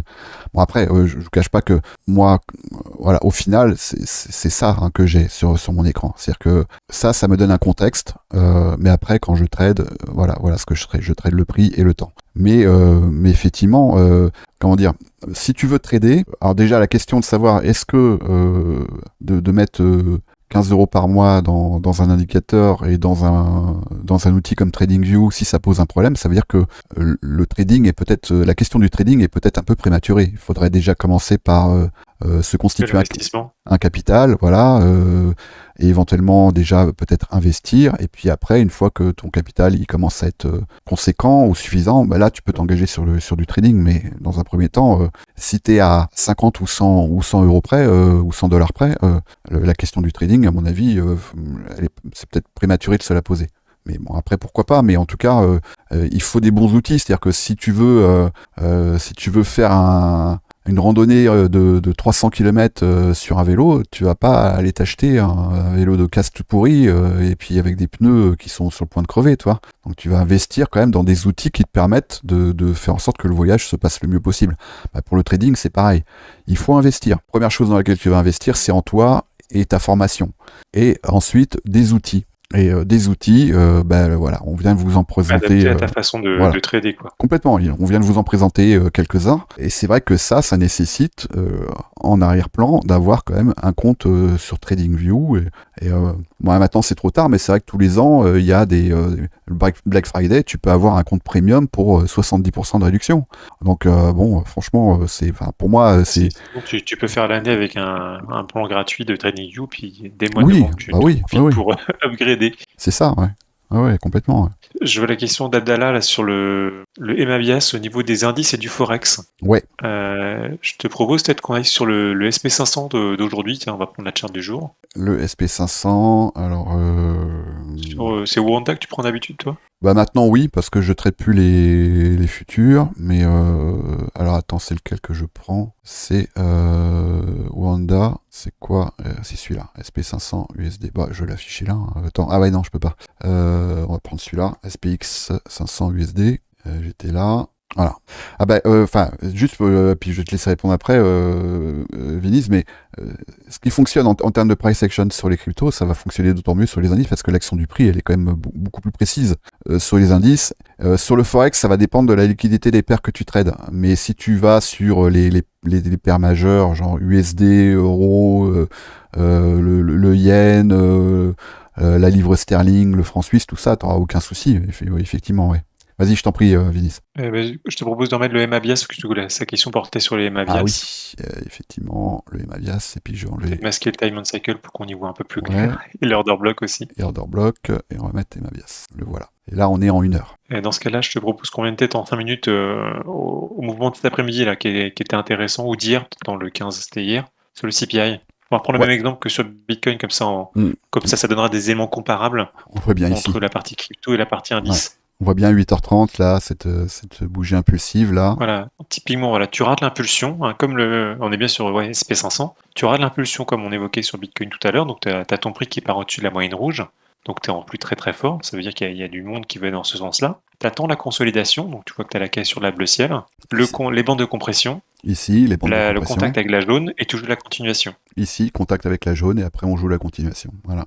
Effectivement. Et tu feras pas un aussi bon trade qu'en ayant joué la news, mais la news c'est du pile ou face, hein, on est d'accord. Par contre, Mm. tu as un trade plutôt assuré en jouant la continuation d'un mouvement où tu sais qu'il y a du monde derrière toi. T'es pas tout seul à trader contre tout le monde. Mm. Ouais, ouais. Voilà. Donc, je pense qu'on pourrait faire sur le gold, ça ferait pareil, mais ça Oui, marche oui, oui, exactement oui, pareil, oui. puisque c'est pas lié aux actifs, c'est lié à l'action du prix. Mm. Complètement. Oui, sur le gold, je pense qu'on devait avoir à peu près le même genre de configuration. Je vois que vous conseillez quel forfait pour TradingView. Bah, tu peux déjà commencer par le premier. De toute façon, à n'importe quel moment, tu peux changer de forfait. Donc, tu vois un peu les premiers forfaits. En fait, tu es limité en termes de nombre d'indicateurs que tu peux utiliser.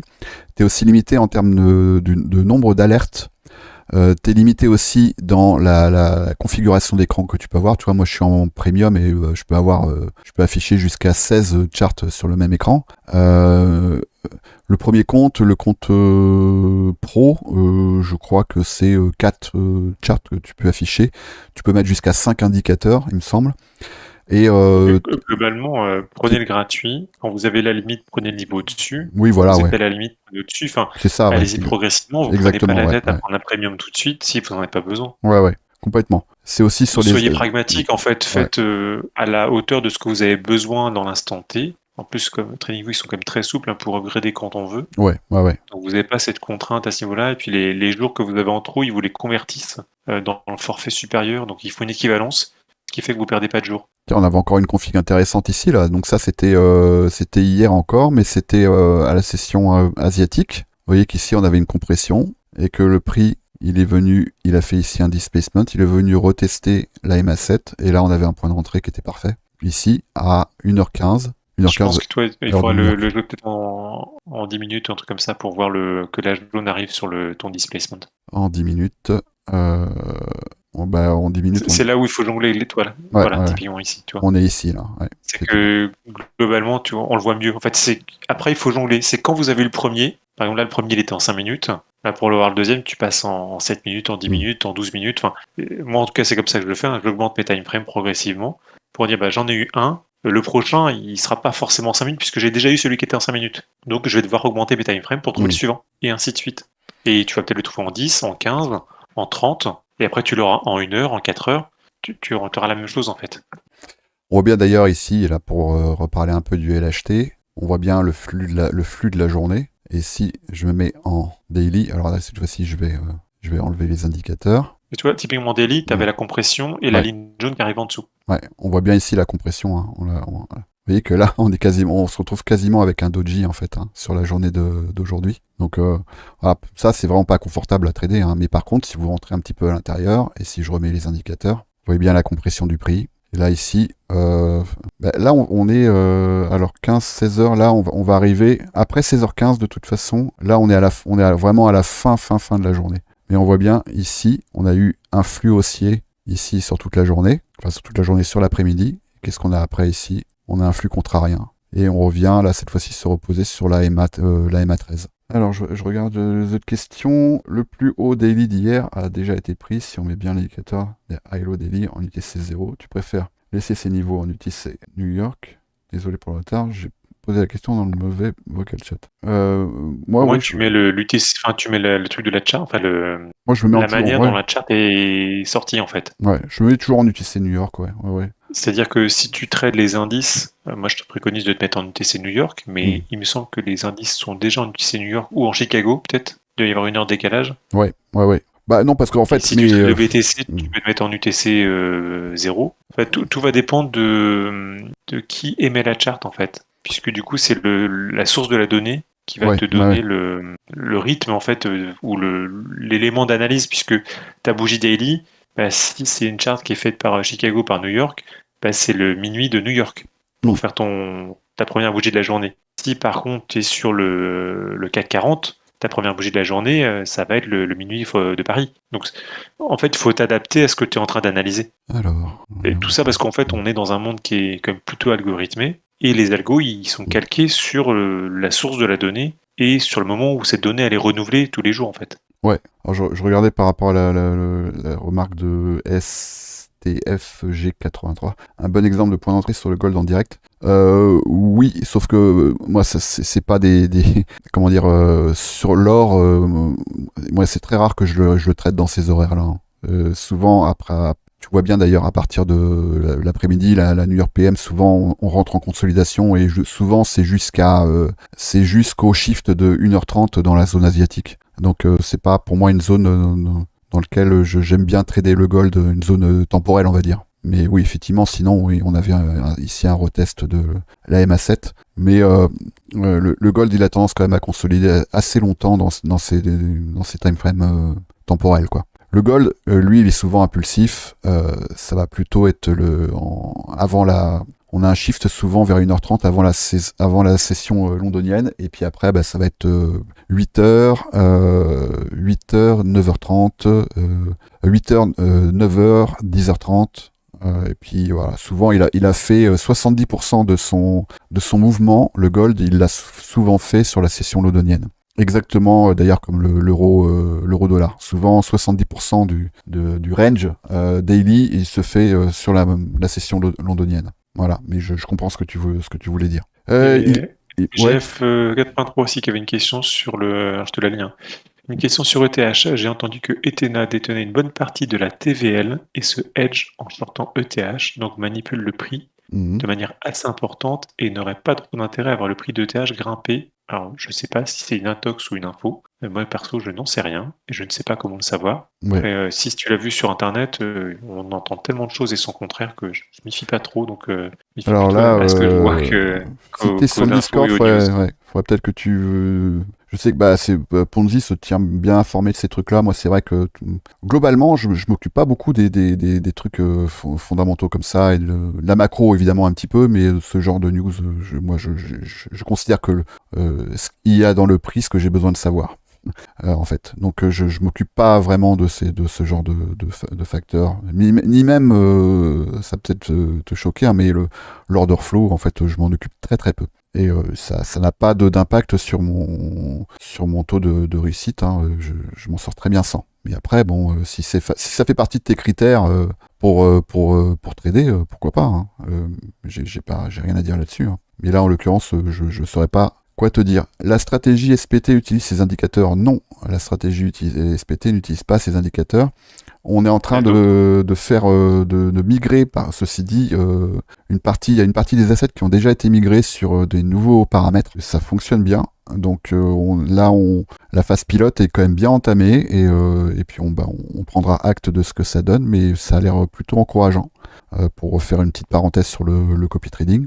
J'ai déjà parlé de Game of Thrones, donc aujourd'hui j'ai rien engagé parce que la configuration ne me plaisait pas. Et puis les botlims, bon là par contre ils tournent parce que on sait que de toute façon depuis 2020 ils tournent comme ça et qu'il n'y a rien à faire en fait, hein. Ça fonctionne, donc il y a aucun souci. Et après sur les autres stratégies, je sais pas si Keo a envoyé quelque chose aujourd'hui, je sais pas si ICT Student FR a envoyé quelque chose non plus, donc je pourrais pas donner plus de détails. Voilà. Ça c'est juste pour faire la petite parenthèse copy trading.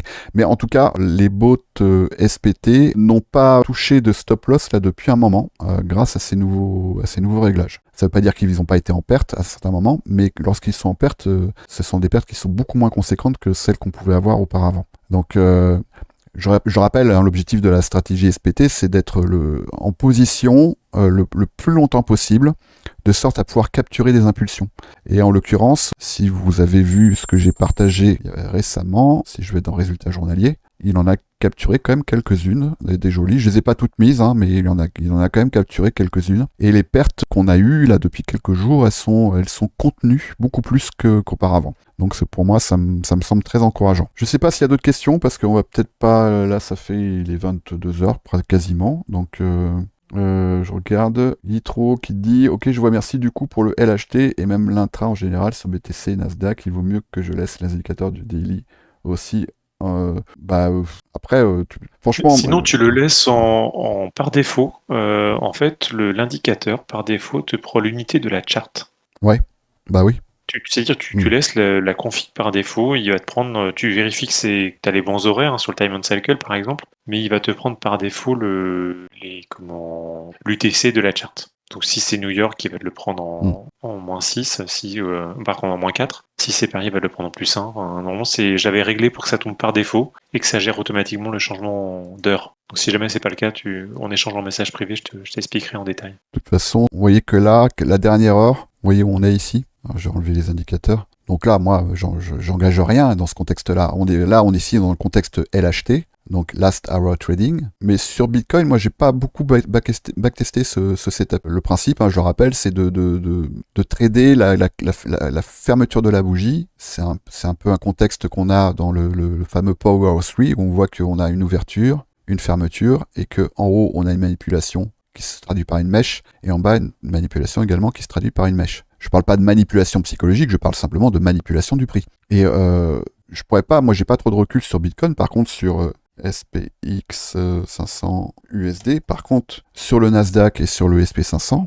on a par contre des occurrences qui sont vraiment très intéressantes. Si je prends ici, je vais mettre là, je prends la bougie daily actuelle, j'applique mon FIB, donc que moi j'ai appelé TGIF, voilà, et après je passe en 5 minutes, et on voit bien ici, on observe ici l'ouverture, est-ce que c'est ça? Oui, l'ouverture elle se fait à 18h, elle est ici, on voit bien ici qu'après on a le travail du prix, et que là on est dans une configuration baissière, et que la plupart du temps, le prix il aime bien venir se loger dans cette zone, donc entre les 70 et les 80% de la bougie. Jim Smore a quand un live dédié à Good Crypto? On pourrait. Si on en fait un, je pense qu'on pourrait parler du TSL en même temps. Je pense que ça serait intéressant de coupler les deux. Oui, on pourrait parler du TSL, effectivement. Parce que je pense que ce serait intéressant pour ceux qui ont des positions, que ce soit surtout sur du swing, tu vois, de profiter à la fois de l'indicateur du stop-loss intelligent et de la puissance de Good Crypto pour l'activer sur les paires concernées.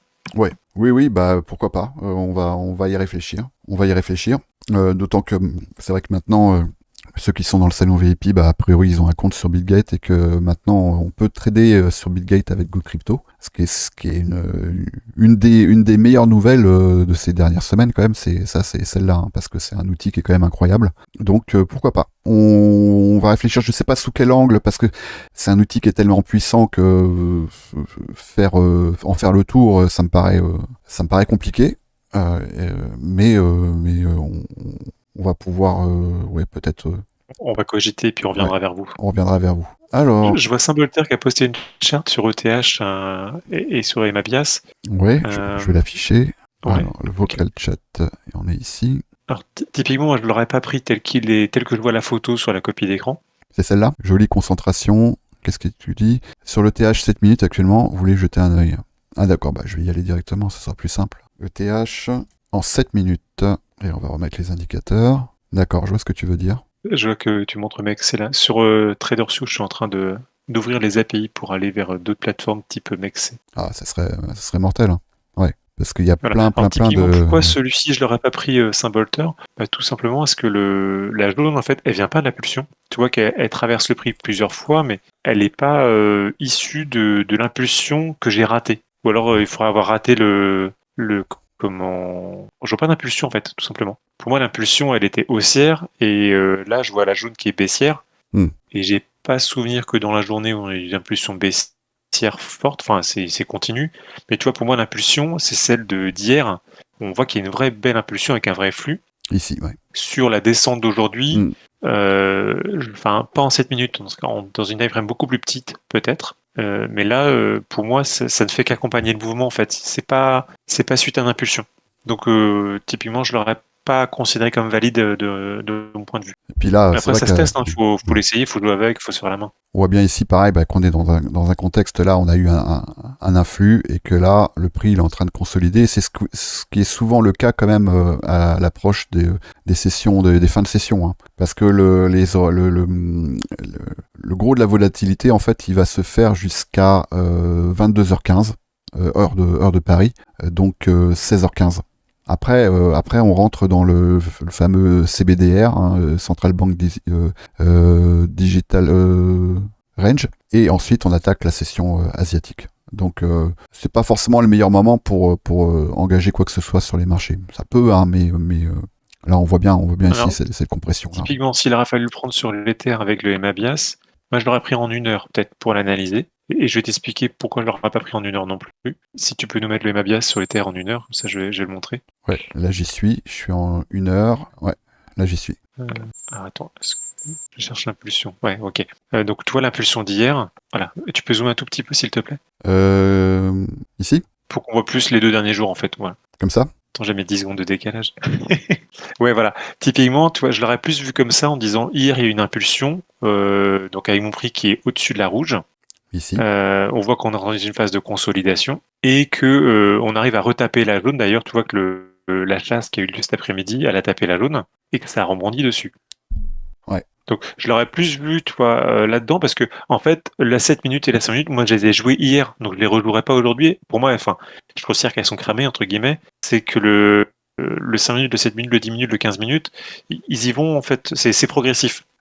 Donc, vu que pour moi, ils sont tous passés hier, j'aurais plus été chercher le 1 heure ou le 90 minutes. Mais tu vois, typiquement, on voit que le 1 heure, il colle, parce qu'il y a rebond dessus.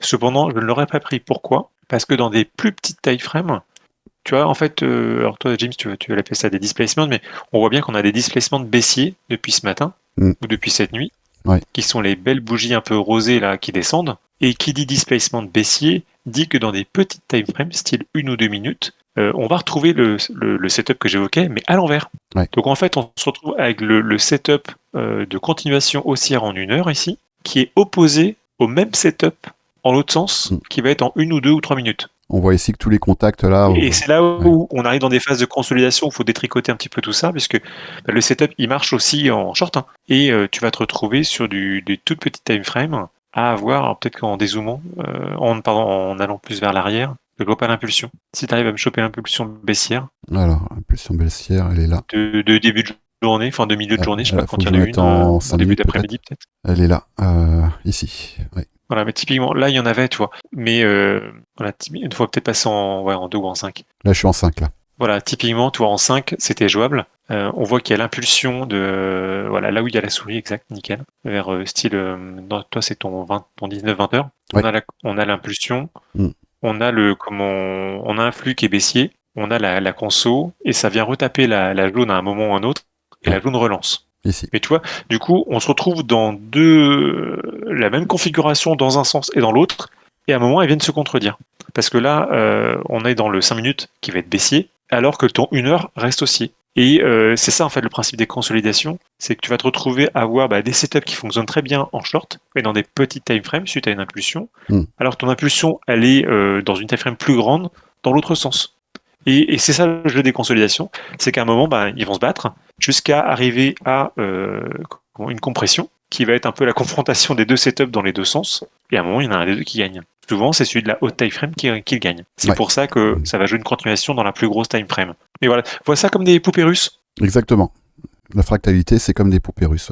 Quand tu regardes l'action du prix, tu prends une tendance, une tendance en gros, une tendance haussière, c'est ça. Là, mettons, je suis en daily, et à l'intérieur de ma tendance daily, si je passe en 1 heure, ah oui, d'accord. Si je passe en 1 heure, à l'intérieur, je vais avoir ça. Voilà. Donc, ça veut dire que dans un flux haussier, je vais la mettre en une couleur. Voilà. En jaune, c'est en daily, et en vert, c'est en 1 heure. Donc, ça veut dire que dans un contexte haussier, on peut tout à fait, à certains moments, jouer le contre-coup.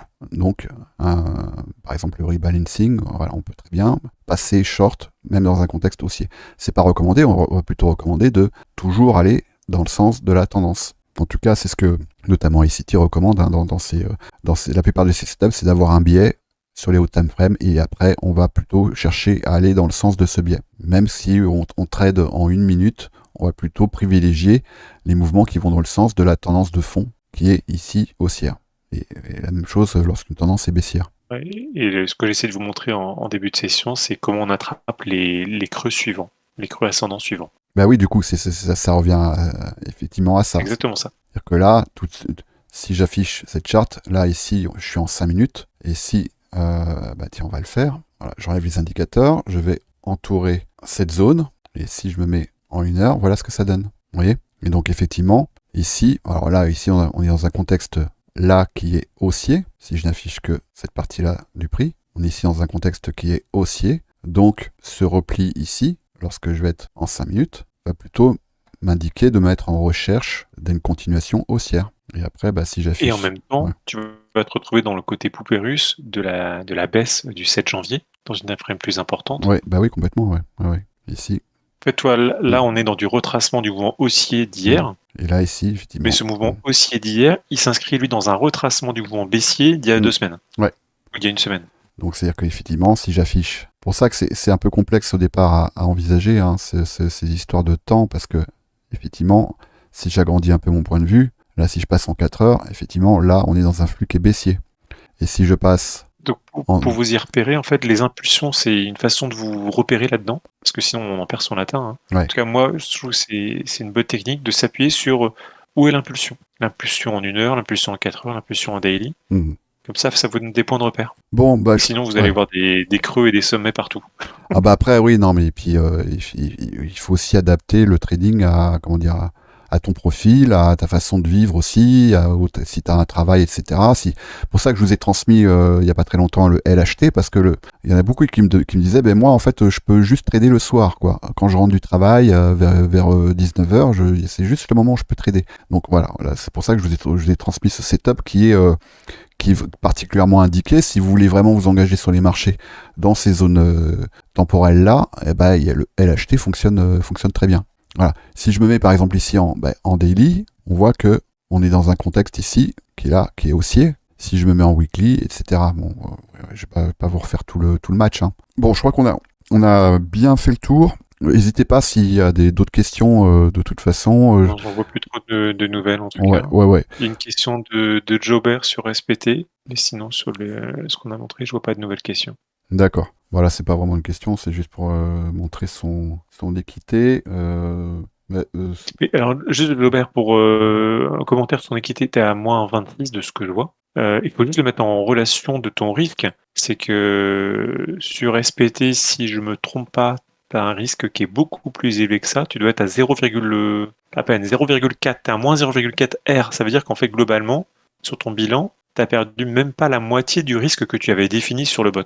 Donc, je ne sais pas quel est le message de fond que tu veux donner, mais globalement, le risque, il est comme très maîtrisé sur ce bot. C'est pas ultra gagnant tout le temps, je suis d'accord. Cependant, c'est pas perdant. Alors, dans le sens où perdre de 0,4 R, c'est quand même très maîtrisé. Juste pour rebondir, puis après on s'arrêtera là, c'est que là, ces derniers temps, suite à la deuxième phase d'optimisation des SPT, on arrive à un win rate qui tourne autour de 65-70%. Alors, ça veut rien dire parce qu'on peut très bien gagner 7 fois sur 10 et puis les 3 fois où on perd plus que ce qu'on a gagné les 7 fois précédentes. C'est pas trop ça le problème. Le problème, c'est que on avait un trailing stop loss qui sur le papier marchait bien et en fait concrètement confronté aux conditions réelles du marché ne se comportait pas bien parce qu'il y a les problèmes de slippage, parce qu'il y a les problèmes de clôture, de volume et de clôture de bougie qui fait que ce trailing stop loss ne fonctionnait pas bien. Donc la troisième phase d'optimisation, j'ai veillé à ce qu'on conserve ce taux de réussite autour de 65 à 70%. Mais par contre, on a travaillé sur les critères d'entrée qui sont beaucoup plus agressifs et qui sont beaucoup plus réactifs parce que le problème des SPT, c'est qu'il avait tendance à être un petit peu, et ça c'est quelque chose que les backtests ne montraient pas, il avait tendance à être un petit peu lazy, un petit peu feignant.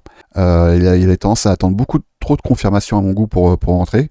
Et ensuite, le trailing stop loss faisait qu'il le faisait sortir trop prématurément. Donc voilà les paramètres sur lesquels on a travaillé et sur lesquels on continue encore à travailler, évidemment. Mais là, on commence à arriver sur des résultats qui sont, à mon avis, prometteurs. Après, l'objectif, faut bien penser que... Je ferai juste un point, James. Oui, je t'en prie. Juste pour bien faire comprendre un peu la complexité aussi liée au copy trading, c'est que quand on a une stratégie discrétionnaire qui fonctionne très très bien, ce qui était le cas du SPT, quand je mets 100, 200, 300 $, parce qu'en fait on n'impacte pas le marché, quand on envoie la même stratégie avec un volume assez important qui a plusieurs zéros derrière, globalement les algos de market making rejouent la contrebalance en face. Ouais. Et c'est pour ça qu'on a des plafonds aussi sur certains bots, c'est que quand on envoie trop de volume, on a une contrebalance qui se joue en face pour équilibrer le prix de ce qu'on a mangé de l'order book, et ça impactait partiellement nos stops aussi de suivi. Je sais pas si je vais le retrouver, mais j'avais partagé un screen avant que les SPT soient lancés. Et je vous ai pas mitonné, j'ai même les datas si Non, vous mais voulez. quand tu étais tout seul dessus, ça Ouais. marchait Et très bien. En fait, le ouais, fait de avoir du volume impacte énormément la mm. liquidité qu'on envoie sur le marché et la contrebalance des algos qui sont derrière. Ouais, c'est vrai que c'est un peu, c'est un vrai casse-tête en fait. Hein. Le mois qui a précédé le lancement du SPT, j'étais à 4,5 ou 5% le mois précédent. Et après, effectivement, il y a eu ces questions-là qui sont venues un peu parasiter le comportement du bot. Donc, on laisse pas tomber, on continue à travailler dessus. Moi, je pense qu'on n'est pas loin de toucher au but. Alors après, l'objectif, effectivement, et c'est ce que montraient les backtests, hein, c'est d'être engagé le plus possible sur les marchés, moyennant un drawdown que ceux qui ont choisi de suivre ces bots ont accepté, et ces drawdowns, il faut pas oublier que ils étaient au début autour de 20%. 20%, c'est-à-dire 20 R si vous risquez 1% sur chaque trade. Alors, je comprends que certains, ceux qui sont à moins 1 R, moins 2 R, soient pas contents, mais il faut pas oublier non plus ce que vous avez accepté quand vous avez contracté ces balls, c'était l'éventualité que vous soyez en drawdown jusqu'à 20 R, voire même, je crois que j'avais dit 28 R. Donc là, c'est pas le cas parce qu'on a réussi à contenir ça, tout en permettant à ce bot d'être engagé le plus longtemps possible et le plus possible sur les marchés pour capturer ces fameux décalages dont le bot SPT est censé s'occuper. Donc voilà, ce que j'ai partagé dernièrement, ça montre que on n'est peut-être pas loin d'arriver au but. Alors le truc aussi, c'est que l'ancien trailing stop loss, il était très réactif, ce qui fait qu'il permettait de capturer les mèches. Il est possible que le SPT là ne capture pas ces mèches aussi bien, mais par contre il est possible également, enfin il est même très probable qu'il soit plus régulier dans ses prises de profit. Et donc c'est ce qu'on va essayer de privilégier à présent. Alors bon, merci, les botlim, bah oui, bon là, ça c'est des machines de guerre, et puis les Il y a stratégies Golden qui discrétionnaires. pose la question de Ouais. est-ce qu'il est toujours possible de réserver un 1 pour 1 avec vous pour un entretien personnalisé? Alors moi personnellement je ne l'ai jamais fait. Donc si tu as des gens qui te contactent sur Discord pour ça, qui s'appellent Vinis, ce n'est pas moi. Non, il y a beaucoup de scammers, donc faites très attention. Ouais. On envoie des messages régulièrement, mais par contre, James, toi, il me semble que tu l'as fait à une époque, je sais pas si tu le fais Ouais, toujours. c'est vrai que ça fait très longtemps que j'ai pas eu de demande, donc ça fait assez longtemps que je l'ai pas fait. C'est possible, c'est envisageable. Tu me contactes en privé si c'est ce que tu veux, et puis on pourra mettre ça en place. On fera ça en dehors en dehors du live. Mais oui, c'est vrai que j'avais fait une annonce il y a quelques mois où je disais que je pouvais prendre en charge des coachings personnalisés, moyennant paiement évidemment, hein, parce que mon temps est aussi précieux que le vôtre, mais c'est possible. Bah, s'il n'y a pas d'autres questions, je crois qu'on va s'en tenir là. La question du replay, comme parce qu'elle a été posée plusieurs fois, Oui, je pense qu'il y aura quelque chose qui sera diffusé. Voilà, juste un petit peu de patience pour que ça soit compilé. il faut que j'ai le temps d'éditer la vidéo, il faut que j'ai le temps de la compresser, de compresser les voix aussi, de la compresser et après de la mettre en ligne. Donc elle sera, d'ici demain, je pense, elle sera en ligne. Je la posterai dans le salon VIP évidemment, et puis aussi dans les salons publics, vu qu'on a permis à tout le monde de pouvoir la rejoindre. Bah, merci en tout cas, merci beaucoup Viniz, c'était super d'échanger sur ces indicateurs. N'hésitez pas à lui poser des questions. Merci à toi. Privilégiez les questions dans les salons publics. Pour la question des indicateurs, on ne répond plus aux questions relatives au copy trading dans les salons quels que soient les salons d'ailleurs, parce que sinon on peut plus s'occuper des bots en fait. J'espère que vous comprenez ça. On a mis en place plein de vidéos, plein de tutos qui normalement sont censés prévoir tous les cas de figure que vous pourriez rencontrer pour la mise en place du copy trading. Donc c'est inutile de poser des questions sur le copy trading dans les salons du trône. C'est juste qu'on n'a vraiment pas le temps en fait. Voilà. Ça, faut vous comprendre. On passait mais quasiment tout notre temps à répondre aux questions et du coup on pouvait plus faire évoluer les stratégies. Donc on a été obligé de prendre cette mesure-là. On en est désolé. Mais du coup la seule option qui est proposée maintenant, c'est que vous preniez le forfait support qui est proposé pour que nous on libère du temps pour vous aider. Mais sinon on vous demande quand même pas mal d'autonomie sur le sujet parce que sinon on peut pas s'en sortir tout simplement. Bah oui, puis je pense que vous serez content de savoir qu'à un moment donné, comment dire, on vous offre des stratégies clés en main qui fonctionnent et qui vous permettent de faire des profits parce qu'on a pu avoir le temps de le faire et de le développer. Si on passe nos journées à répondre à des questions qui des fois sont comment dire, des fois c'est pas qu'elles sont simples, mais il suffit de chercher. Voilà, il suffit de chercher un petit peu, franchement, vous allez dans le Discord et puis vous allez ici dans rechercher, vous tapez vos mots-clés, et puis des fois ça va vous demander un peu de temps. Mais prenez-le ce temps. Vous avez accès à un service qui est gratuit, il faut pas oublier. Gratuit, c'est-à-dire que ça vous coûte pas plus cher que si vous tradiez par vous-même. Ça veut dire que nous, on n'est pas rémunéré pour ça, on l'est évidemment et heureusement, mais vous, ça vous coûte pas plus cher parce qu'on a passé un accord avec BitGet qui permet de récupérer une partie des fees que vous payez en fait, que vous payez de toute façon, quoi qu'il arrive. Voilà. Donc ça, faut le comprendre. On ne répond plus aux questions relatives au copy trading. Soit vous trouvez les informations dans ce qu'on met à disposition, soit d'autres que nous, notamment d'autres élèves, pourront y répondre, soit sinon vous passez par le lien que Viniz a mis en place, et là, c'est moyennant paiement. Voilà, c'est tout simple. Merci Viniz. Merci à toi, bonne soirée. Passez une bonne soirée et à très bientôt.